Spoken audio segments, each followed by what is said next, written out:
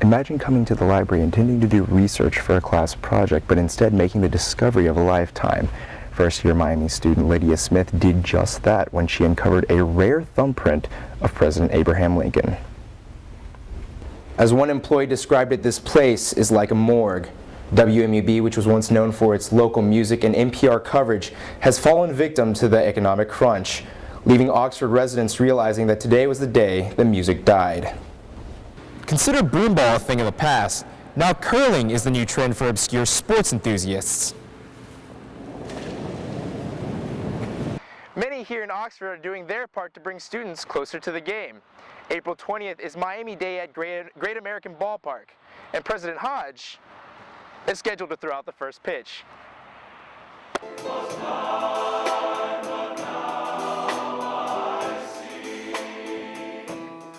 While many in the Miami community are gearing up for next year's monumental bicentennial celebration, one group is celebrating an equally impressive milestone. This week, hundreds of voices of all ages will unite here at Hall Auditorium to commemorate the 100th anniversary of the Men's Glee Club. Right now it looks like we'll probably have 50 or 60 on Thursday night alums coming to join us, and probably 100 to 150 alums coming on Friday and Saturday. The oldest guy who's RSVP'd so far is from the class of 1938, so that makes him 92 years old. It's actually a really, really cool experience because you get to realize that over the years, the Glee Club really hasn't changed all that much. You have all the alumni that are coming in that are looking to do the same things that we still do, like they still want to go to the Pink House and sing while we're there and whatnot. It's really awesome because they all have their stories from when they were in club, and you just relate it back to what we do now, and you realize that they're exactly like us. I mean, it's like we attract the same sort of people for the last 100 years. So. With over 200 extra alumni members expected to perform on stage, special measures were needed to better accommodate. Normally we have 7 sets of risers and an arc in the front. For concerts where we use the orchestra, we build a platform behind that and put 5 more sets of risers behind that. For this, we're going to have to build a double height platform behind that one and put 5 more sets of risers with big guardrails behind that, because somebody standing on top of that, their head is going to be about 14 feet above the floor of the stage. So this is going to be 15 rows deep. This weekend's performance will be broken down into 2 sections. The first half will feature current members of the Glee Club performing early American, world, and gospel songs. The second half will welcome all living alumni on stage for an assortment of traditional Glee Club songs. You know, times do change, but it's amazing to me how little the camaraderie and the joy in making music changes in the Glee Club.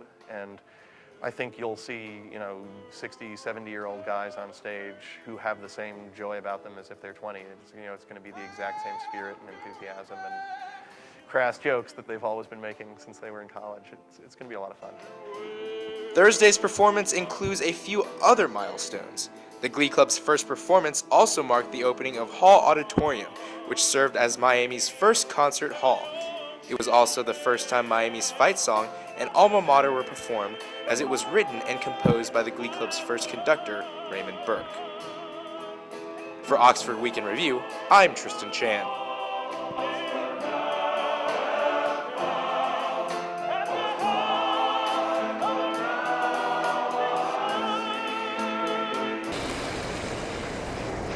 Tucked away from the pucks and skates that command top bill at the Goggin Ice Arena is a sport that still remains somewhat foreign to the Oxford community. Consider broomball a thing of the past. Now curling is the new trend for obscure sports enthusiasts. I'm into any kind of sport, no matter how obscure, so I was all about it. It didn't look like it took that much athletic ability, which I don't have. So it was a sport that I could maybe be decent at, and it's just a lot of fun.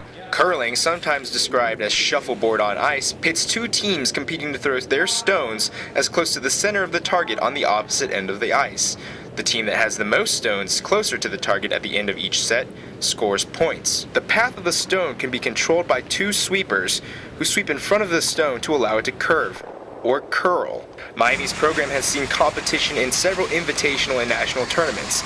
In these tournaments, they can face competitors of all ages.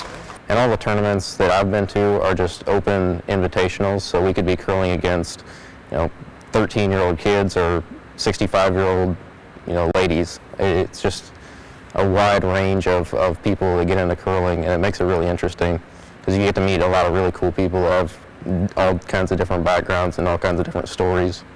Their most recent success came with a silver medal finish in the beginners division at college nationals. However, Captain Chase Parker gives his take on the sport's impact on their club team. Now, we don't take ourselves seriously at all. We know this is just a, one night a week, Sunday nights, 10:30 to midnight. I'm not doing anything else, so why not come out to the Goggin for an hour and a half and mess around with some buddies, and every once in a while go on a tournament here and there, which are amazing. Reporting for WMSR, I'm Tristan Chan. For a small college town like Oxford, Ohio, this game is monumental. For this one weekend in February, the Goggin Ice Arena will play host to the Super Bowl of hockey games. And for the first time in school history, Miami's Division I athletic team, ranked first nationally, will play host to the second-ranked team. And for the record, everyone knows. I think that as a university, I would love to see us raise our energy level on campus. And so you get an event like this and we say, oh, this is what this is like. This is really nice. So I'm excited about it for providing not only a moment of just wonderful excitement for the campus, but helping to build our tradition of how we come together and celebrate the university as a whole, as well as our individual activities on it. I think it's a terrific opportunity. The Redhawks hockey team has already received national prominence with a full-page feature on USA Today's sports section. But one group they don't need to impress are the Miami students, who have been camped out here since 2 p.m. Thursday afternoon. A veritable shantytown began popping out in front of the student entrance of the Goggin Ice Arena Thursday. Students came prepared with tents, sleeping bags, comforters, and even lawn gnomes. They'll need all the camping attire to help fight off temperatures, which are predicted to drop down to the low 30s. But these students came prepared. It basically determines who is #1 in CCHA and who's #1 in the national rankings. So, I mean, it's a big series. It's been compared to Duke basketball in North Carolina. Miami has won their last 6 games, moving into first place by sweeping the University of Alaska. Michigan fell to second after tying their last 2 to Northern Michigan. To add to the drama, Michigan's Kevin Porter leads CSTV's poll for the Hobie Baker Award, with Miami's Ryan Jones a close second. Reporting for Oxford Week in Review, I'm Tristan Chan. Welcome to Oxford Week in Review. I'm Kate Stark. And I'm Tristan Chan. Tonight we'll be taking a look back at some of our most compelling and memorable stories. But first, we have some breaking news. In the wake of the February 14th shooting that killed 5 students at Northern Illinois University, students across the country are wondering how they can keep safe. Some are calling for stricter gun control, while others think more guns on campus will protect students from violence. Christine Brady looks at the Miami reaction to guns at school. Experts estimate that billions of gallons of oil lie beneath the sands of Iraq. With security improving, investing in its natural resources could be lucrative, but that sort of money has yet to make its way to the country, and it probably won't until foreign investors see more stability in the government. CNN's Arwa Damon reports.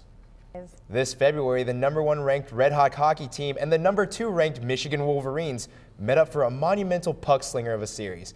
I was at the Goggin for all the action. It's definitely not a dog-eat-dog world for some aging pooches in Japan. From massages to acupuncture, the country's older pet population is living the good life. We hope you enjoyed the best of Oxford Week in Review. I'm Tristan Chan. And I'm Kate Stark. Have a great day.